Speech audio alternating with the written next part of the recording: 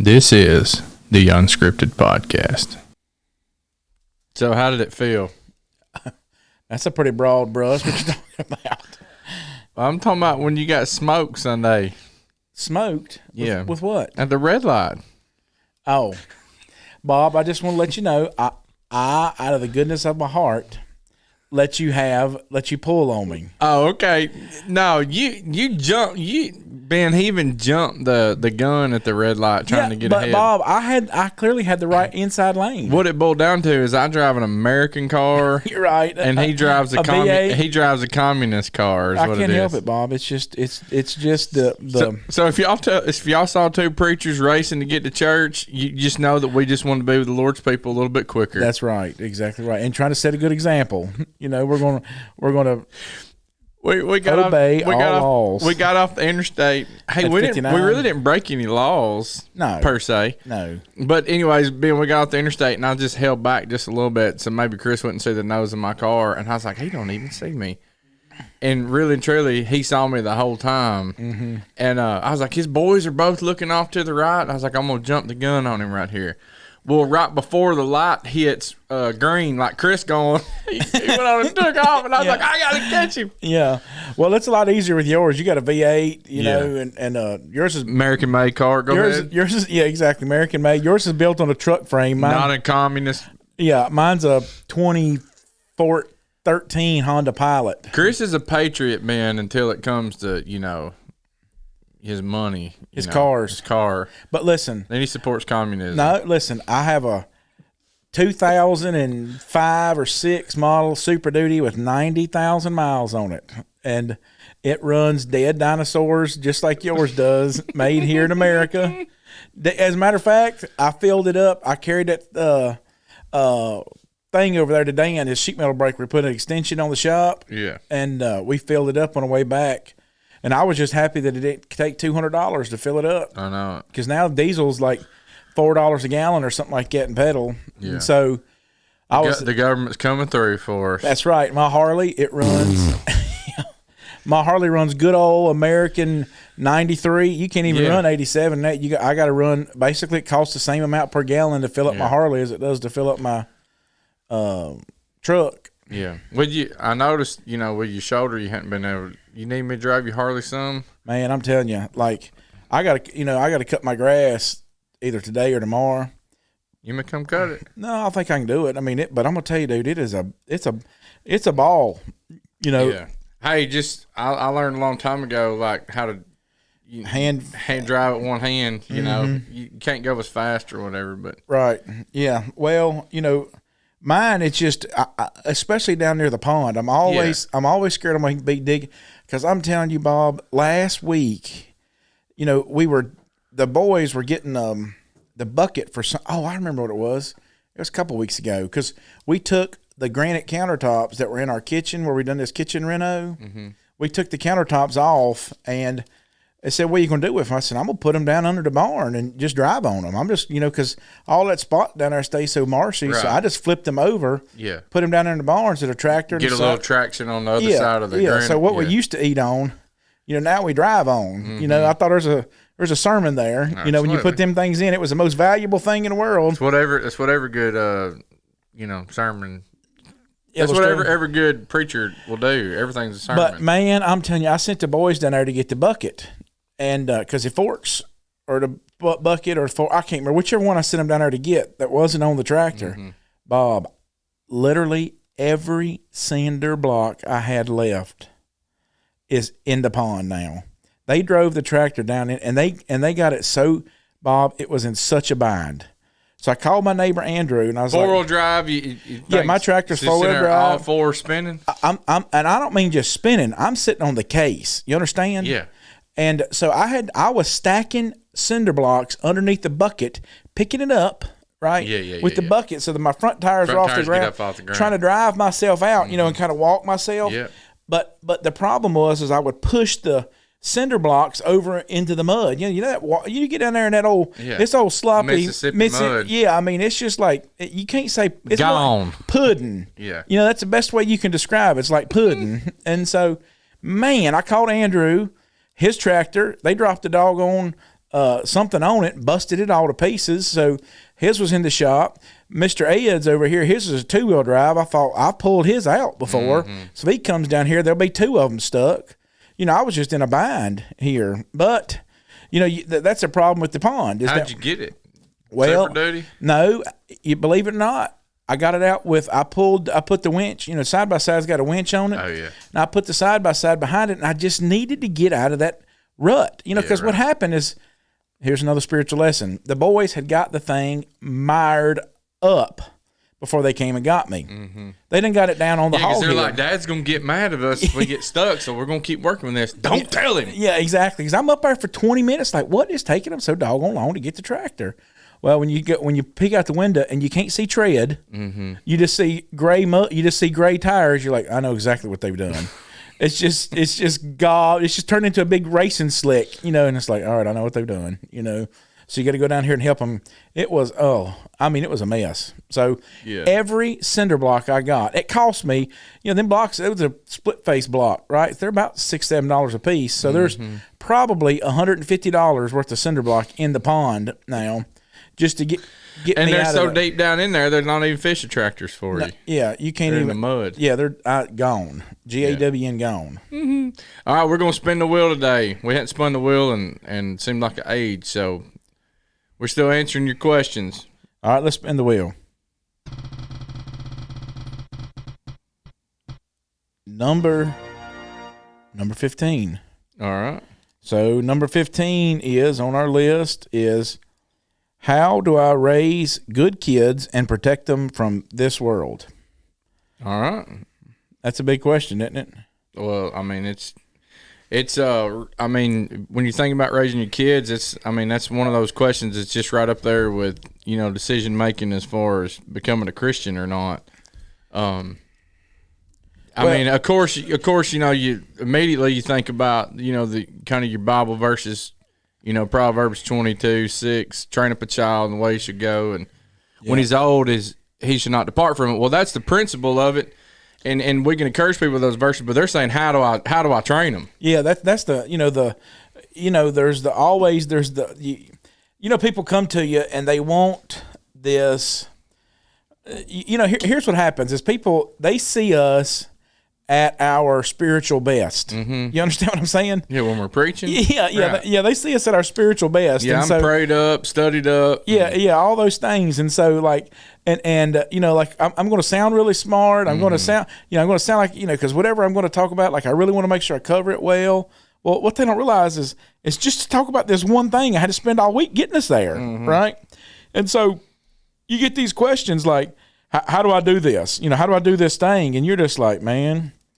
They want this mic drop verse. Right. They want this thing that's like a mic drop verse. Sometimes you got them, But when it comes to raising your kids, right? Yeah, we're in the ring still. Yeah, like we're in the MMA fight. Yeah, dude, with the bloody nose. Yeah. And like Aiden, in our kids class, that boy that you introduced us to, that's kind of coming to our class now on Wednesdays to our next tech class. Well, y'all pray for that class too. Like Chris is doing a really good job with his shop, with machine shop and things, and they're not only teaching kids valuable things, but also, you're teaching them a skill. But not only that, but like the spiritual application and life application. So y'all pray for that ministry that Chris is leading. Well, it's the church. The church has his ministry. Yeah, you're right. It is the church. And you are the church. Well, I'm just thankful that we can do it. That's right. We are too. But anyways, say a prayer about it, and for God to be glorified through all of it. Yeah, amen. I remember digging the foundation, thinking, Lord, I really want to do this for your honor, for your glory. And, sometimes I have a hard time separating out me in this, but I really want to keep you at the center of this. So help me to make sure that you stay the center of it. My goodness, that's a principle for, if we could instill anything in our kids, let that be let God be at the forefront of every decision of seeking first the kingdom. And so whether you're building a shop or whether you're building your house or whether you're buying your car or whatever, God, let me you be in the forefront of this. Well, that's what what I was getting at is like Aiden, like the one guy, the newest guy. I brought him in not necessarily because it was because of your connection. Then the fall we'll be able to bring in some new kids, and so but he's kind of struggling a little bit with how to do this Bible study thing. That we start each class with, and the idea behind it is that we're trying to help them understand how with each class. Ben and I shot a video in there last week. We got Carson to do a soundbite for it, and it's funny to watch people that never been in front of a camera. Well, he's like, Dad, I'm fine with doing like off the cuff. You want me to talk about something? He's like, but when I've got a script and then I've got a camera in front of me, he's like, and I hadn't studied the script very long. He's like, I just asked him a question too. I was like, Carson, I just asked him a question, and you could tell he was. He was getting chatty Cathy. You know what I mean? And yeah, and he was, and so then good job, Carson. I know you're listening to this. Well, I had to, and Carson's such a good kid, and he I knew he would do a good job with it. That's why I specifically asked Carson. I knew that he would do a better job than Aiden would, my son, and. So that's why I asked Carson. Well, we enjoy making fun of Carson and Aiden, and this just gives us more ammunition for Carson. Right, yeah. And so Carson, the kids, each class we start with a Bible study. And it's not just just some topic it's not just we're going to study the Gospels or the parables or something like that. Kids are defending their faith in there. Yeah, this is an environment to help them learn to do that in. And, Aiden, right now they're studying – does God exist because of pain and suffering in the world? So they have to go out and they have to find, it's funny because I think it was Carson and Aiden, or maybe it was somebody else or something. Anyways, they said, I'm so thankful for the atheists because they got this website full of all this stuff, that I could go on here and study. And so I think it was Carson. Anyways, does God exist because of pain and suffering? Well, there's very few, Aiden's trying to. If there's pain and suffering in the world, does God actually exist? Yeah. And so they're working through this, and you're trying to provide the environment because these are the questions that are the kind of the popular questions today. And they will change. You got to figure that one day Aiden and Carson will be us. They'll be in their 40s, and they'll have to deal with whatever the current questions are. Right. But you train them now. And when Thursday night of last week, Aiden was doing our home Devo, our Bible time, and he was trying to work through this because sometimes he'll use our home his time to lead the Devo to do his Bible thing for next Wednesday if he thinks it's relevant enough for us, And so he did it, and I was like, now think about this, Aiden. I was like, remember, you're trying to help us understand how you are explaining this view biblically, that pain and suffering do exist because of. And Aiden, he went through like Adam and Eve had a choice in the Garden of Sin. They dealt with the consequences of that. All of us have a choice to, and we dealt with the fallout of that. And so I just showed him a couple of little like mic drop verses, and he was like, I'm going to change it all just for that verse, right? Sometimes you can do that. Sometimes you have the verse that's like, well, that's a cornerstone verse, right. An anchor verse or something like that. But when it comes to raising kids, what you got is verses, right? What you've got is not just verses, but chunks, right? Because you have all these scenarios with regards to how you're supposed to raise kids. Like, we put the Bible verses up on our walls, Joshua 24:15, as for me and my house, we'll serve the Lord. Or, train up a child in the way he should go. Yeah. Fathers, provoke not your children to wrath. All those things are. Yeah, but bring them up in the training and admonition. Yeah, they are. All those verses are. None of those verses are explicit instructive verses. Does that make sense? Like, for example, repent and be baptized for the remission of your sins, right? Yeah, every one of you. Yeah, he that believes and is baptized. Right, they're direct. And will be saved. Yeah, the train up a child in the way he should go, and he will not depart from it. Well, God gives us the instruction manual about how to give proper training, but that verse alone just says, train them up, instruct them up. They have to go through this training, and so but me and my idea and Satan, there's a lot of room for Satan to wiggle in there to make me think that I'm really training them the way they should go, because I'm, you know, and you think you take the normal society today, and this is the scary thing, you know, you got less than 40% of people in 2023, the latest poll, that think that religion is very important to them. And, well, how is that going to steer families? Well, it's going to steer them if it's not very important to you, and there's less than 40% of our society that believes that, you know, based on that poll, then, you know, this is a real challenge. And so I've said this before, but when you walk into somebody's home, you encounter what they value. And what do you mean by that? Well, like you're gonna find out, you know, okay, were they a NASCAR fan, you know, or they Alabama fan, or they, and so, like, you know, I can remember, you know, you move people's stuff, and so you see what's important to them. 19 litter boxes. Yeah, that's right. Or whatever it might be. You find out who's a hoarder and who's not, and and then who's a pack rat and who's not, who's really organized, who's a minimalist and who's not. I have moved very few. I have not moved a minimalist yet, Bob. I've moved very few minimalists. Yeah. You know, there's been some people who call and they're like, hey, we just, you know, I literally like text out to guys. I'm like, I need 4 guys to make this move. There's 1 couch, 2 end tables, and a dresser, you know. That's a college kid. Exactly. You know. Yeah. That you ain't going to, like, the average American family, you know. Oh, man, it's crazy what you accumulate. Yeah. But yeah, so when you walk into somebody's house, or when you move them, you encounter them. And so the question is, when I walk into your life, I should encounter your God. And really, when I walk into your home, I should encounter your God. If he's first, I should be encountering him in some kind of way, shape, form. And it's going to be evident in your attitude, your hospitality, what's going to bubble up in conversation. And that's one big thing about training up children. Now, you know, we're in the challenges of those things. We're, you know, Carson, he just took on another job, and one of those things, you know, the next tech stuff is so important to us. Like, when I was talking to this guy about his job, I said he's not free on Wednesday mornings, you know.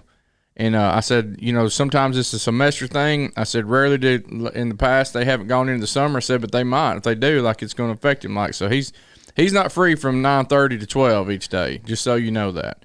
9 to 12 on Wednesdays. And so the guy understands that and stuff. Well, anyways, Carson's going to be, you know, he's worked with Brad in the past and Tyler some on helping weed eat or whatever. Well, he's working with another guy, and I've talked to him about these things. Well, anyways, I'm pretty particular about my grass at times. Like, you let your boys run your mower all the time? No. I mean, yeah, some, but. Yeah, but, I'm a some too, like, but not all the time. But the other day, I'm like, all right, you know, and my mower, it's an '04 model. Right. You know, she's fixing to get the antique tag put on her, you know? Right. And, but, like, I'm proud of it, you know. It's right. and so she's made it this far. Mine's a 19. It'll do wheelies. Yeah, I have to have the conversation with Carson that says, all right, every time that you pull up this button and every time you throttle this down, like, do this thing. This is one less time that we're going to get to throttle this thing down and up. We're going to have to replace this throttle cable again, you know. Right. And I know that, you know, it's just it's one more thing on the clutch, you know, every time you engage it and disengage. Well, you have to talk about that whenever you got an old baby, the same way that you would if they were going to old lady. You can't run around these older people, you know, and you can't wrestle with granny, so to speak. No matter how much you want to. No matter how much you want to, you got to take care of her a little bit more, just like a baby. Well, so I'm showing Carson a few more things on the mower, and I never let him, like, get in the ditches and stuff. Well, now I'm like, okay, this is where you need to put the deck out on the ditch, and, you know, and not just your tire, but the deck's got to ride at this spot, blah, blah, blah. Well, I'm sitting there explaining some stuff, and he's got the mower going, and he's listening to that. He's still got the throttle up. Well, all of a sudden, this thing goes, pop, pop, pop, pop, and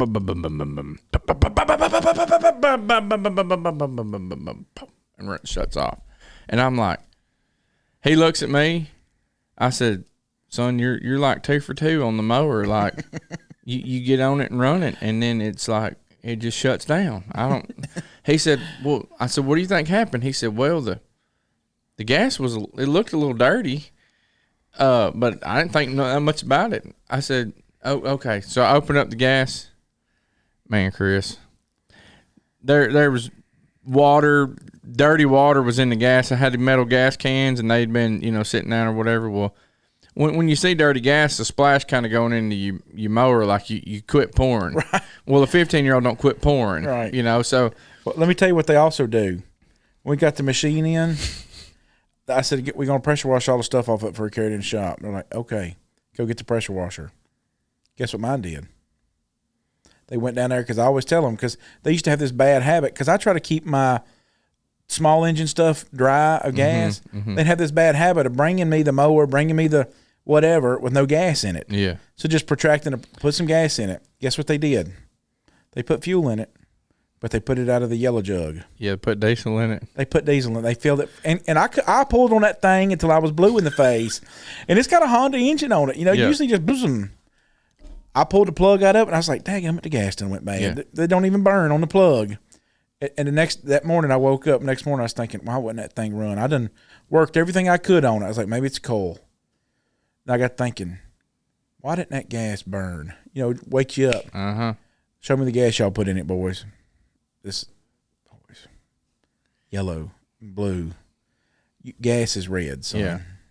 Yeah, so it's a lot of fun whenever, when you got dual fuel tanks, then you get to drain them both out.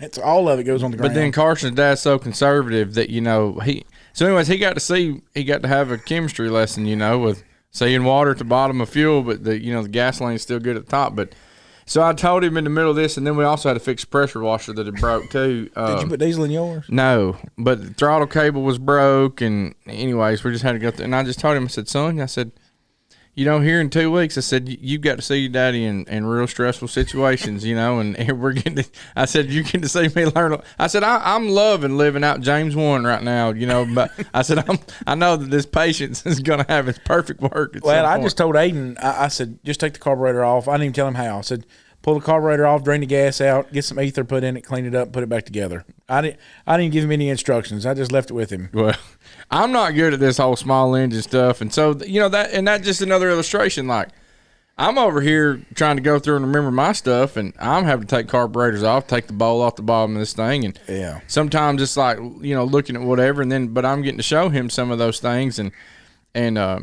well, I'm not real good at small engine stuff, and but the Lord really blessed me. Like, we got 2 small engines back working again that I didn't have to go pay $320 to get them to change my plugs and whatever else. Right. And but whereas that's been a different training in my son's household versus your son, you can tell him to go do those things because you've trained him in those areas. Well, it's just a lot of it's because I'm tight too. Mm-hmm. And I've got the tools available to me. So it's like, if we got to pull an axle in the van, we're going to do that ourselves. Yeah. Well, and that might not be I've not had to have to pull an axle, so to speak. Mm-hmm. And so sometimes there may be things arise in somebody's family that has not arisen in somebody else's family. That's right. And so that's another thing too along the journey of life of raising kids is and having them, go in the way they should go, but putting those principles and then taking the time, and it's okay for them to see me make a mistake. I'm not going to make a mistake on purpose. Yeah, no, shoot, no, and what you're doing is you're providing a ground. You're showing them these things, and I tell you, it always slows down the process when the boys do stuff. Mm-hmm. But it's just the payout is just greater in the long run, and.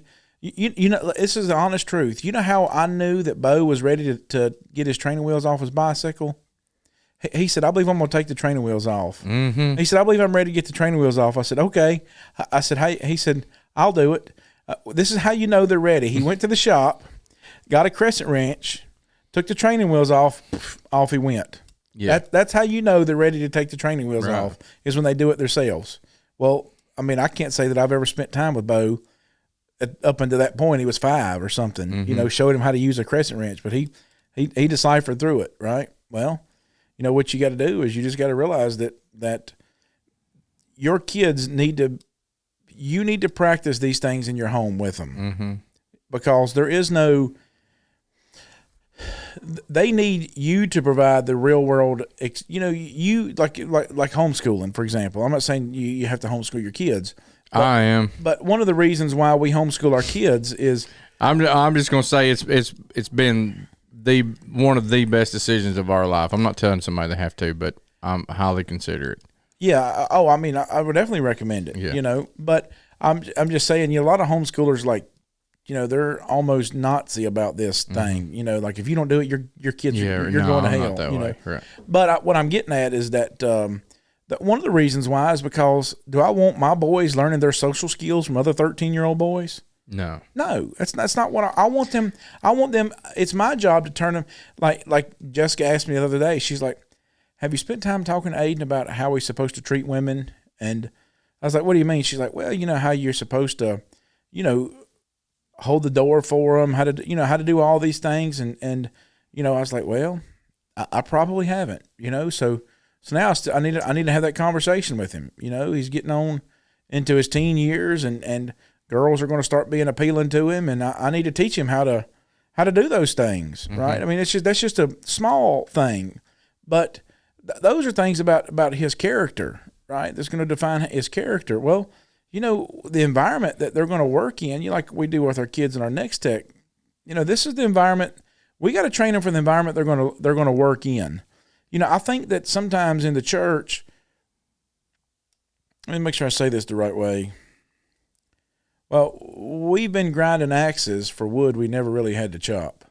What do you explain that? We've been grinding axes for wood that we never had to chop. We've spent a lot of time, making sure our kids know that there is only one way that a person is saved. And that's great. Amen. Glory. Hallelujah. They need to understand that. We spent a lot of time making sure our kids know that maybe it's instrumental music, or maybe it's whatever the case may be. But we haven't spent time with our kids so that when they leave, that we've spent the quality and quantitative time with them to where it's now you are able to go out and practice these things because you have put them into practice. It's the reason why, when you go to school to get an education for some specific field, you will still have to learn to do that in the field. Yeah. No matter what it is. But, they send you to police academy. Does that mean you can come out? I remember having those conversations with guys going, this is the basic principles to help you stay alive and for you to get some basic knowledge. But then, man, on-the-job training, that's for everybody. There's an apprenticeship that should happen. But it starts with these basic principles. And that's right. And I remember having the conversation with you. I've got two things going right now, but one about the homeschooling thing. I remember having that direct conversation with you a couple of years ago, and it was really almost at the groundbreaking point of this podcast. But just the sole factor of that question of, do I want to allow 12, 13, 14-year-old boys to be raising 12, 13, 14-year-old boys, and or their daddy, and that's the big thing for me, and that influence, and who's training them and who's teaching them, all these values, and but on the adversity side, there was a sermon that was preached, and that really helped change my focus on a lot of things in life, and it was a sermon that my dad did, and it was one that I was on the brink of trying to leave the nest of my home congregation to go preach full time, and I was debating all these things, and I was so afraid because I was in such a good nest. Yeah. And but I remember him preaching, and he actually preached of all things about the golden eagle. Here were the USM Golden Eagles, right here. Right. And but the golden eagle, they make their nest high up in the mountains on the cliff tops, and one of these, and I may have spoke about this before here, I don't know, but it's still a good principle. But anyways, they make the nest, and the mama puts the rabbit fur in there and all those kind of things. Well, at some point one day, the mama comes in and she starts wrecking the nest. She takes the rabbit fur out. She takes anything that's soft that she once put in that nest, and now these little eaglets have to perch. And so if they go to lay down, then it's going to hurt their chest because the sticks are going to poke them. And so what she's doing though is she's building their talon strength to where whenever they're going to grab a hold of prey one day, well these golden eagles they stretch out. They got a 6-foot wingspan. Well, then one day, you know, as they get older, the mom and daddy work together, and there's kind of a beautiful imagery too of life. But the mom comes in and she kind of singles one of those little eaglets out from the rest of them and backs them up. And she knocks it off the cliff, and not so that they can all watch one die. Now I got to really learn how to fly. Yeah, I better listen. Mom was real serious about that cleaning up. Yeah, last so this night. thing on its way down starts going, you know, wah, wah, you know, and it's trying to flap its little thing, and it's falling to its sheer death. Well, the dad comes in and grabs up this little thing and brings it back up and sets it in the nest. And the next day, the next thing, the next process, you know. And so they're teaching all their eaglets how to fly, but eventually through falling, you know, and flapping, they get strength, and then they get confidence, and then they go. But they're there to guide them the whole time and to help them and to rescue them. And then at some point, you know, now this thing's able to fly, but it's real uncomfortable for that eaglet when it's having to perch all the time and it's wanting to be pampered. And so for us as parents, it's so the hardest thing to decipher is, while I have them in the nest, is to put them in situations, because every minute I have them in the nest, I need to be trying to prepare them to leave the nest. And that's, I think, one of the biggest challenges as a parent, to prepare my children while I have them. I want to cuddle them, but at the same time, I know that one of our shepherds told me, he said, because I was getting parenting advice from him one day, and he said, if I can give you any advice, he said, put as much responsibility on them as quick as you can, and he said, and hold them accountable to that responsibility, and you just keep adding to that responsibility, and hold their feet to the fire on those things. And what you're doing, because someday somebody's going to really hold them responsible. Jail time. Right. I mean, that's a responsibility. If you speed, right, you're going to get a ticket. You shoot somebody, you run somebody over your car, you text and drive and get in an accident, you're going to have real big responsibility. So if there's consequences, and so, okay, I want to love them while I have them in the nest. Well, you can love them, but as you give them this responsibility, you hold them accountable, and then you come back and reinforce, and you know, let's talk about this decision. You know, well, that's why, you know, our question was, how do we help them in this world, right? Mm-hmm. And you know, this idea of this world is you know, Matthew 28:19, go into all the world, right? That, you know, that wasn't geographics. While it is geographics, go everywhere. Yeah, and in every situation, right? And so we have this tremendous, you know. So you go back to these verses, you know, train up a child in the way he should go, right? Well, I'm going to train Aiden differently than I'm going to train Liam, and I'm going to train Liam differently than I'm going to train Bo. And you know, I've got this responsibility. Yeah, the principles will be the same, but kid specifics will be different. That's right. I mean, there's these moral overreaching principles that you're going to deal with, but you're going to have to focus. I mean, just look at the difference in Carson and Coleman, right? Yeah. I mean, you're going to have to deal with certain character traits with Carson. Like, there's just certain things that I've realized about the oldest one, you know. Watching the oldest one, he has to learn things differently in the sense of like pride, you know, just, you know, this kind of getting your way mentality because you're the biggest, you're the oldest, you know, you're the fast, you know, all these things, you know, like you have to deal with those things. Yeah, Carson's the biggest. He used his biceps the other night to rip a cord out of the TV because he wanted to turn off in the middle of the night.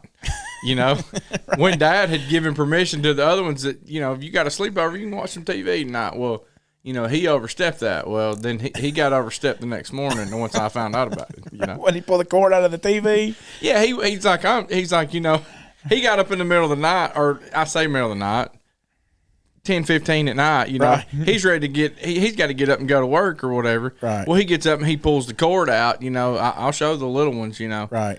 And you know, he acts cases, you know, TV watching time with his buddy, you know. Right. So he had to deal with that. Yeah. Yeah. Well, that's because Carson is the oldest. Right. What I was saying is he asserted himself as the oldest and the dominant exactly. kid. Right. So you have to deal with those him, things, right? And whether it's the woodshed or what, Carson, I'm gonna deal with you again about that tonight after you listen to this podcast. Come see me. I don't care what day it is. Come see me about it.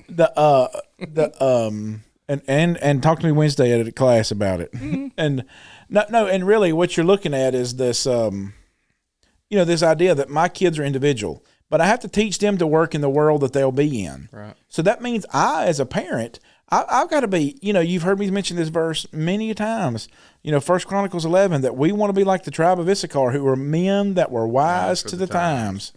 That we've got to understand the world that we live. I mean, Ben and I were talking about the Budweiser this morning. Not that we want to go get a beer, but, obviously a male 40-year-old, hunting, fishing, likes all my Facebook videos and stuff like that are machining. I'm going to get ads for guess what? Yeah, beer. Beer ads, right? Mm-hmm. Well, now I'm getting all these like mock ads.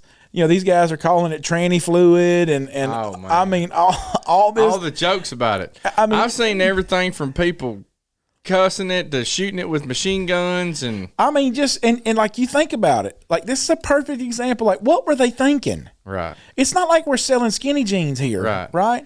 I mean like this listen, I am not condoning alcohol in any way. And we're not condoning trans. No. I just want you to think about this.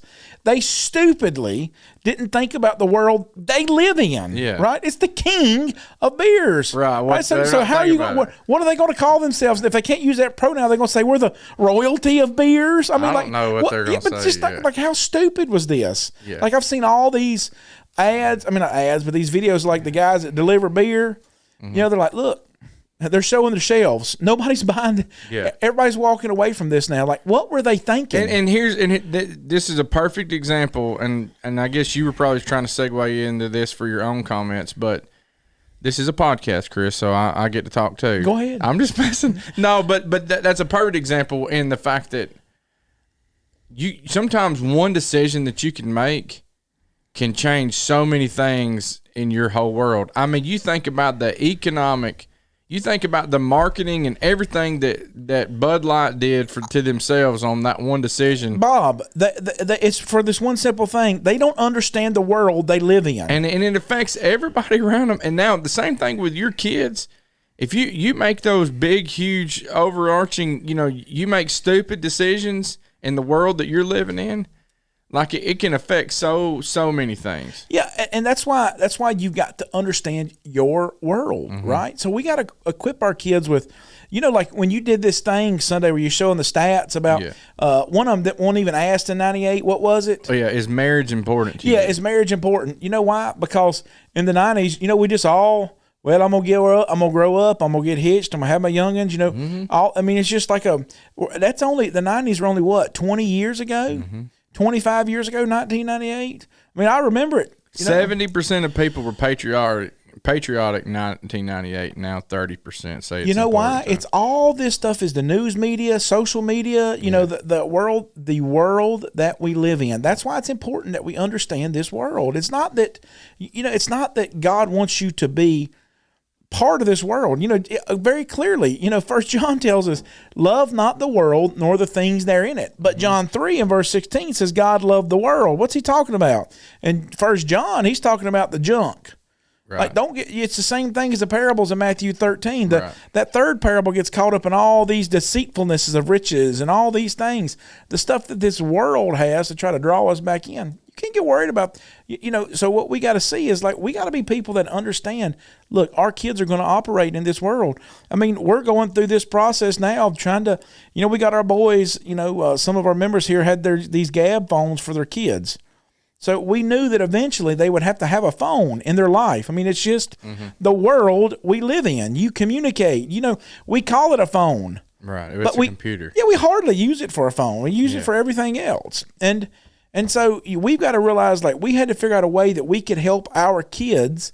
We took Liam Bo to the doctor to get his just regular checkup. And the doctor asked him, how much screen time does he get? And they're like, what you talking about? He's like, how much time does he spend on his phone? He was like, he's 9. He doesn't have a phone. And they're like, good job, Mama, Daddy. He said, almost every kid that's 9 has a phone now. What do they need a phone for at 9 years old? You know what it is? It's so that parents can absentee themselves and let we send our kids to Rome and they come back acting like Caesar. Yeah, and we wonder why. And so, it's us being wise to the world we live in. That there's Satan is not changing the sins that are out there. He's just swapping tactics is all he's doing. His ghoulie suit just looks different, right? You remember when we were a kid, it was just mossy oak. Remember that? Yeah. Mossy oak camo was all you had. Now there's like 9 billion kinds of camo you can get out there. And then I remember when Realtree came out, like, psst, I won't even go wear that mossy oak no more. I've been pronouncing it wrong. I've been pronouncing it ghillie suit for all these years. It's really ghoulie suit, right? I don't know. It's a ghillie suit. Yeah, no. Chris said it's ghoulie, and he's right. I'm sure. Am I right? I'm sure you're right. I don't know. I mean, you're right. Like, I'll stand to be wrong because, I made fun of you about Teddy Roosevelt, but really, it's spelled the same way you spell rooster, Roosevelt, rooster. Which is right? Do you know? I mean, I think Roosevelt, the way you said it, and I made fun of was right, and so I don't know. I'm repenting. I'm just trying to repent right now of saying, Bob, you make fun of the way wrong. I say things so much. Story right the other day. He said it twice in a sermon, right? He said the word story. Anyways, I'm sorry. I'm sorry to the world for saying ghillie suit all these years. Ghillie suit. I don't know. Maybe it is a ghillie suit, but I think it is. All right, yeah, but yeah, they had all these. You got. I mean, you can even get camo with pink in it now. You can get camo with orange in it now. Yeah, that's what I'm saying. Is that Satan has not changed. There's no new sins he's coming up with. He's just packaging it differently for us. Ways. And so we've got to be wise to that. You if you want to be effective as a parent, that's what so many of these parables that Jesus talks about. We kind of unpackaged this parable in Luke 16 last week of the unjust steward. He's talking about, listen, the people of this world are more wise to the resources that are available to them. This guy in this parable in Luke 16, he's saying this guy uses the resources available to him to make it to the next stage in life. He can't be the steward anymore, so he knows that the next stage, I've got to figure out what I'm going to do. We have got to realize that in order to be a wise steward of our time with our kids, we've got to help them think about how they're going to get to the next stage. And that is, like you said, pulling the rabbit fur out and kicking them out of the nest. There's a point of that. And I tell my boys a lot. Yeah, and you don't kick them out of the nest the same night you pull the rabbit fur out. You got to prepare them to I see these, I've seen the golden eagle, like they will fly down. They got like a goat that's standing on the edge of the cliff. Well, that eagle cannot pick up a goat by itself and kill it. But what that eagle can do is it'll fly down with its talons and snatch that goat for a second and get its balance off, and then it lets it go. Going through the air, and then it just tumbles down the mountain, and it just sounds so funny to me. You're so. It's just, have you ever watched these mountain goats? I mean, like they're standing on the ledge the size of this mic stand right here. Goodness, it's crazy. And so but the talons got to be so strong on that eagle, and so it knocks that goat off balance, and then the goat dies, and then it just goes down there and it has its meal. But in order for those talons to be strong enough to pick up an 80-pound goat or however big it is, it's got to have the strength. Well, we know that there's going to be things in our kids' lives that they're going to face stuff. The principle's all the same. As you said, the camo changes, but the principle is if you're going to hunt, you're going to have to be camoed. You're going to have to camouflage your life, and from the things that are going to be attacking it. And so, but what we're doing though is and that's kind of just a general principle. Like sin, all in all, is going to be. It's going to come in different packages for different people. You're going to have to tailor different things. One kid might be more prone to anger management, and another kid might have addictive behaviors. And so we have to tailor those things to try to help them. Another might be suffering from their pride, or arrogance or whatever it might be. And so you have to work on all those things. And you have to see them. And then also, what are their strong points? How can I capitalize them and help them? One might be a great speaker, one might be a great singer. You know, Yeah, one Carson does. I mean, like I watched Carson. Jessica and I were talking about it today, like how good of a job he does with his song leading. Mm-hmm. Yeah, he's just really grown in that, and you realize that Carson does a good job with that. So I need to make sure that I encourage Carson in the right way. Yeah, right. Because I don't want Carson to get a big head. Right, and people tell me, they're like, "Oh, Carson did a good job," and I'm up there as his dad going, "Why aren't you looking at the audience? Like, I'll fly away. Right. Why can you not look at your brothers and sisters and say it?" Sing that song. He's like, well, but he's like, I'm trying to focus in on. Or he gets up and what did he say? He's like, "It's so good to see our young youth." I know. We were cracking up, and it was, and I say that, and then his mom was like, "That's so precious," that he said that, and it was a sweet thing. It was a sweet sentiment the way he said it. Because Liam is getting up and praying, for the first time after becoming a Christian. He's 3 years younger than Carl. You're 3 years older than him, and you're calling him a little youth. Yeah, exactly. But Pot's calling the kettle black. Well, Carson, thanks for giving us all the ammunition on this podcast. Well, it's like when Aiden says things like, when I was a little kid, and you're like, when I was a little kid, I'm 14. Yeah, you just want to laugh. 15, you know what whatever. I mean? Like, zip your fly and tell me that again. By the way, if you really want to raise your kids right, start a podcast and start talking about them. Shame them. Shame them. Digitally shame them so that everybody will hear their flaws. We're horrible. Look, I think about what you were saying a minute ago about being wise. And, Psalm, I think it's 90 verse 12, Lord, teach us to number our days that we may gain a heart of wisdom. And that's Brother Tom's one of his favorite verses. And he's the one who's helped me memorize that verse. And because it is so important. And so from the time a kid is born till they're 18, you got 6,570 days of them with them. And every single one of us, you think, man, that would take forever. But every single one of us, we look back. There's nobody that I know of who says, man, doggone, I just wish that I could just go back and spend 4 more hours at the office or 4 more hours, working at the assembly line or whatever. Everybody says, I wish I could go back and spend one more moment with my kids or get them back. Let me redo this situation. And so, I mean, one thing that I encourage everybody to do is, I don't know about y'all, but I'm praying for my kids and their decisions. I'm praying for them and with them. And I want them to hear me. Millie, she'll be like, Dad, you didn't pray for my husband tonight, And it's like, yeah, you're right, Millie. Well, you've been at a terrible. I don't think it's gonna work out for you. Yeah, and it's just praying for her and her future. I'm praying with the boys, and and I try to be real specific at times. We'll have our family Bible time, but there's times that I want to go in the room with them and just spend time with them and say, listen, boys, I just want you to know, we get real busy in life, but there's nothing more important than you going to heaven, and you got to pick, you got to make real good decisions, and you need to pick the best Christian to be your spouse that you can ever do. And we're going to pray about those things. We're going to pray about your decision making, not only for this week, but for the future. And it's fine for parents. It's fine for kids to hear parents pray for their children, even when you're frustrated with them.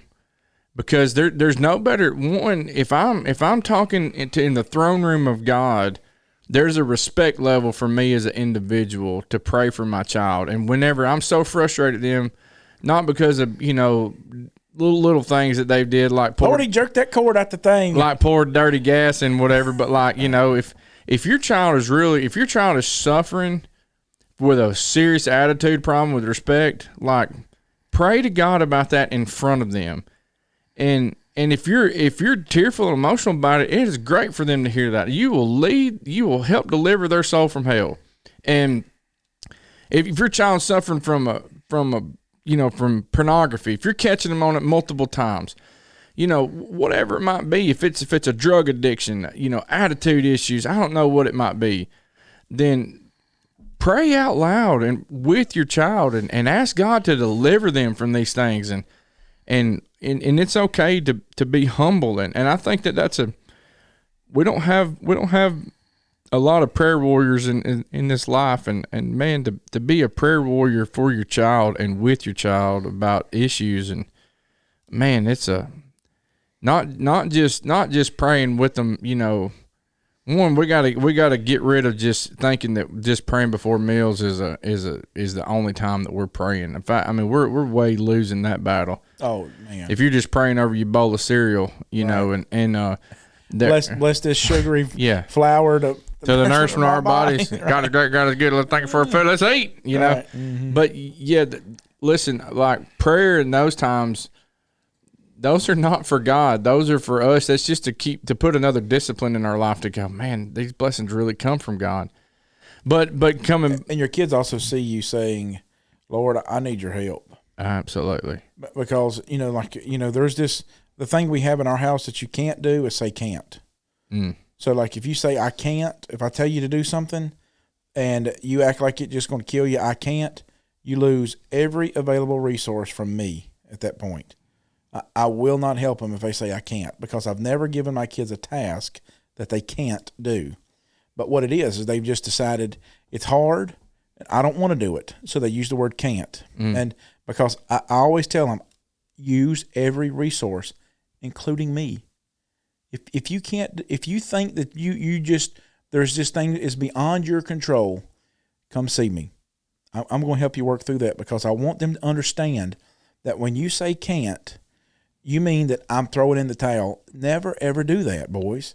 You got to realize that when you're working through this, there's a process. God wants you. Do you think God needs your prayers to help you? No. What God wants you to do is understand that He's your source. Yeah. You know, that's what you're doing, is you're showing Him. It aligns us with Him.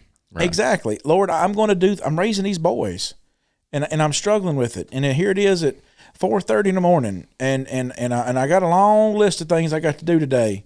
But these boys of mine, I got to make sure that I'm getting them to heaven. Please help me to do this. Yeah.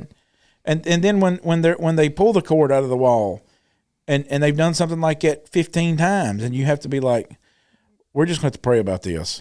Yeah, and another thing too is, disciplining children. If you want verses on disciplining children, like we can hammer them out. I mean, I've studied that. I studied about it. What led me to study about it even more was whenever we were doing foster care before several years ago. Took in a kid from the church, and anyways, I had to really study it out because, and man, I'm telling you, like most of the discipline in the Bible is about chastening and is about corporate discipline. Yeah.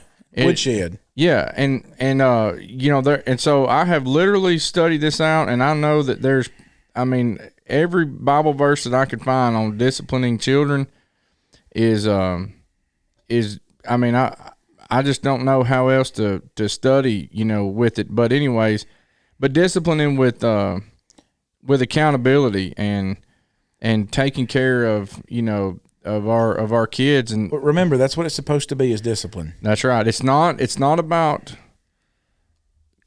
necessarily control, because you're trying to allow them. I mean, you think those little egots, they can jump out of that nest anytime they want to. Right.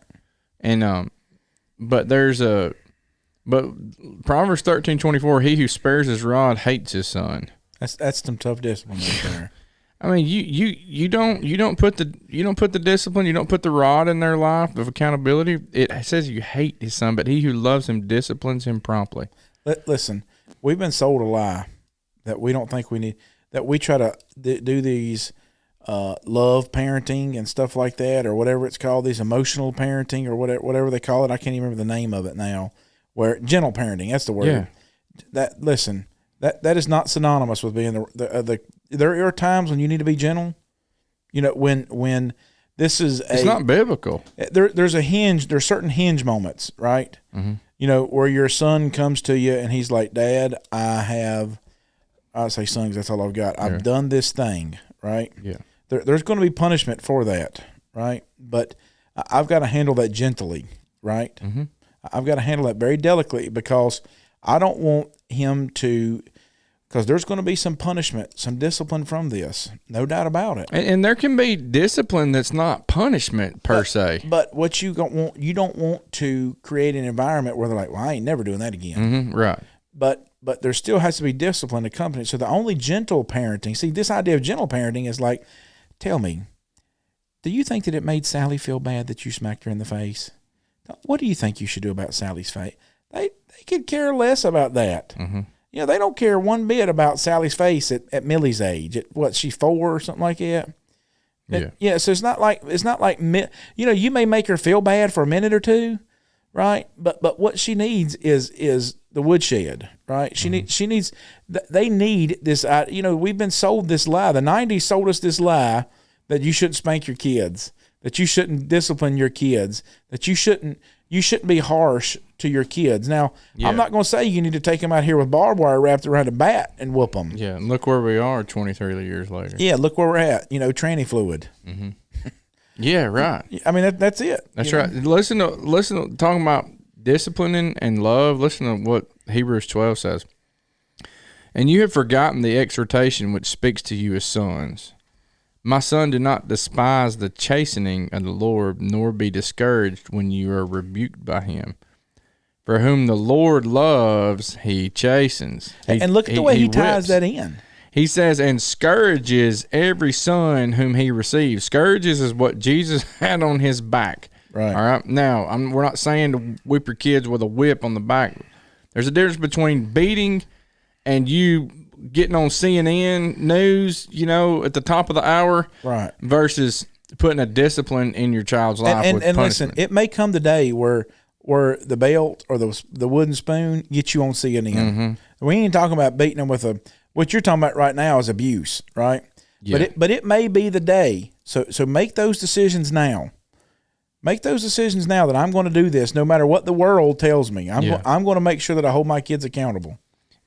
Verse 7, if you endure chastening, God deals with you as sons.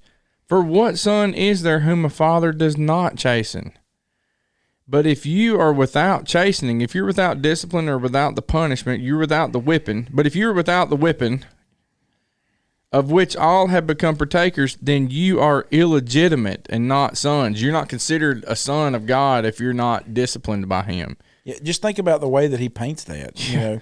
For furthermore, we've had human fathers who corrected us, and we paid them respect. Shall we not much more readily be in subjection to the Father of the spirits and live? For they indeed for a few days chastened us as seemed best to them, but he for our profit, that we may be partakers of his holiness.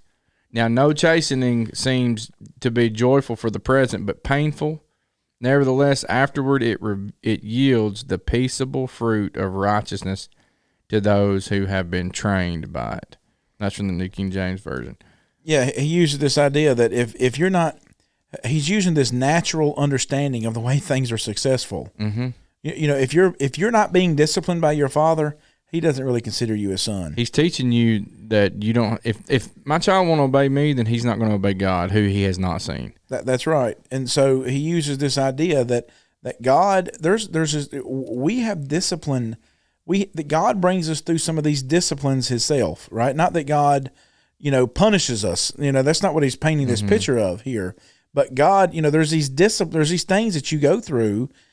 Your daddy whooped you. Yeah. The reason why your daddy whooped you is because he loved you. Mm-hmm. You're going to have to suffer things in this life. That's just the way it goes. You know, you make bad decisions as a son, your daddy deals with you from that degree. If he doesn't deal with you, he doesn't really consider you a son. Right. He consider, you know, because a good daddy does what? Takes care of his boys, disciplines them, right. You know, brings them through this. He's saying the same thing about the way God deals with us. Listen, you know, your job as a daddy, you know, look what it says. They did it for a few days, right? You know, you look back at our time with our kids, man. It seems like it's flying by now. Mm-hmm. It just seems like a few days. I know it. And yet here we are. You know, we're getting ready to start turning ours loose. You know, it's not going to be long, and our boys, they're going to start walking out of the house. Right. And it's just a few days. Well, you know, he's talking about forever right here. Yeah, and that's the challenge. And I'll tell you this too. All right, so I've whipped my kids. And trying to be consistent. That's another thing. But also there's been other ways that I've disciplined them that wasn't just taking something from them. When our kids aren't working together, you know, when they're having a crab walk with a 2x4 between them that's 8 foot long and they're having to get to the other end, you have to wait on your brother. And if you hit the ground, you know, their triceps are burning, and that one, and I don't know, you know. Anyways, when you get to if you can't get to the other end of the driveway, you know, and it might be a 40-foot section, it might be a 20-foot section. You can't get to the other end together, then guess what? You fall, you're going to have to do it again. So all that burning in your arms, you're going to have to go do it again, and now you just got to repeat. And so, you know, why can't y'all work together on this? And so it's pretty fun watching them put a board in part of their lap, and they have to crab walk with it, you know, going forward. And, well, you know, that's a struggle for them, but then they also have to work with each other, and they're still mad at each other. Carson and Millie doing that. Yeah, right. I remember somebody telling me about their two teenagers. They were fighting when they come home, and their kids were fighting. I mean, fist fighting. Right. He said, "It wasn't my mama, was it?" No. He said he handcuffed them together and made them trim the hedges in handcuffs together. You know this guy, and these two boys have been at church. You've seen them at church. Anyways, you know, they're handcuffed, trimming hedges, and he's like, you talk about raking up the hedges whenever you got one hand. You got to rake together. Mm-hmm. Anyways, there's lots of ways of discipline, and you know, some kids, you'd be surprised how much they hate holding hands, how much they hate sitting in front of the TV watching you watch it, you know. And anyways, there's lots of push-ups. So, but anyways, there's lots of things, but you got to put the discipline in them. And all this is about helping our kids understand the world they live in, because the world they live in is trying to get them. The world they live in is trying to draw them into it. We've got to help our kids to be conformed to this, not conform. That's actually to Jesus. Conform to Jesus, right?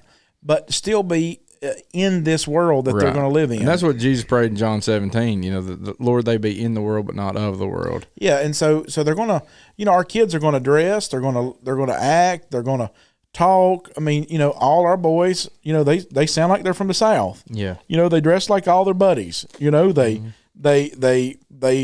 you know, do all the same activities, you know. I mean, they play football. I mean, you know, all those things. None of our boys play hockey. You know, it's just not there. There ain't no ice down here. I mean, if you got ice down here, if there's ice down here, it's in a cooler. Yeah, you got it about freezer. Yeah, if the lid's open, you got it for about 15 minutes. Yeah, and so we're just, you know, they're going to be part of this world to some degree. But they can never claim this world as their own. Yeah, and then here's another thing too that I think that we really need to touch on about children and having them be successful in the world. And we're not to this point yet. But, you know, when they do go to college or trade school or just go into the workforce and being that influence, but, you know, being there as a influence to them still, but not necessarily the hierarchy of discipline. Like that's where they've kind of they've left the nest, right, and they're making their own decisions, and I'm having to do those things at a distance. And then the other thing that I think a lot of parents really mess up on is allowing my son or daughter to leave and cleave to their spouse. Oh boy, because that's helping them be successful. Like there's a thing in society today and we got to be careful about this in the church, because there's people who are raising their children to tell their daughter, you don't have to depend on a man. Yeah, boy. And telling my son, you don't have to depend on a wife. Yeah, boy. You think about just setting up for a failure there, buddy. That's right. And so those are challenging times. And when people go, well, I'm not interfering with my kids. Well, when your daughter comes to you for advice and she's married to her husband, we have to be careful about where, you know, making them successful in the world and helping them make their marriage successful. Like the advice you give to them, you got to be careful about what you're going to put on your can. You know, what you're going to write on the can of your soda, and that's you're going to steer that in that direction in their world with the advice that you give to them, even whenever they're when they're out of the nest and they're forming their own nest. Right. And I want to sit in my nest and go, here's how you need to build yours. Right. You know, we can be that influence, but man, teaching them about. Well, I mean, you know, there's just so many problems associated with that, you know, because, you know, really what you end up with is kids that never grow up. You end up with husbands that never get married, you know, wives that never get married. They may have taken a vow. They may be married, but they never become the wife that they're supposed to be. And that's all about helping them leave the nest. But it's helping them understand the world they live in. Because, when their mamas are telling little girls, like, you don't need a husband, that's not what my Bible teaches us. No, you're telling them something that goes against what God teaches. And what if it's my word or God's word, I want my kid to follow God's word. And so when we give advice, don't tell them to follow their heart. Tell them to follow God's word, because my heart will lead me astray. Satan can deceive my heart real quick. Jeremiah 17 is real clear about that. Boy, your heart is deceitfully above all things. All things. Who can know it? Yeah, exactly. Hey, we appreciate you guys joining us today. We'll catch you next week.